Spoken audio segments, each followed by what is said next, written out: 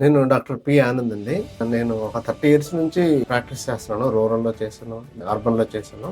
So, ప్రస్తుతం ఒక private హాస్పిటల్‌లో వర్క్ చేస్తున్నాను. I'm retired civil assistant surgeon అండి. నేను ఒక మంచి విషయం గురించి మీకు చెప్దామని అనుకుంటున్నాను.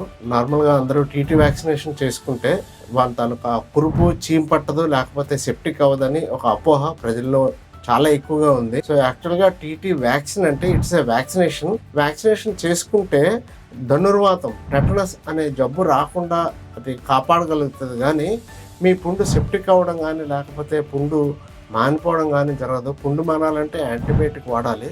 సో, ఈ టీటీ వ్యాక్సినేషన్కి ఒక షెడ్యూల్ ఉంటుందండి. ఆ షెడ్యూల్ ప్రకారం మీరు టీటీ వ్యాక్సినేషన్ చేసుకుంటే ఆల్మోస్ట్ 10 ఇయర్స్ వరకు మీరు వ్యాక్సినేషన్ చేసుకోనక్కర్లేదు. ఒకసారి చేసుకుంటే ఎన్నిసార్లు దెబ్బ తగిలినా కానీ వ్యాక్సినేషన్ చేసుకునే అవసరం లేదు. సో, మరిన్ని వివరాల కోసం మీ దగ్గరలో ఉన్న డాక్టర్ని సంప్రదించండి. Please subscribe and follow me. Thank you.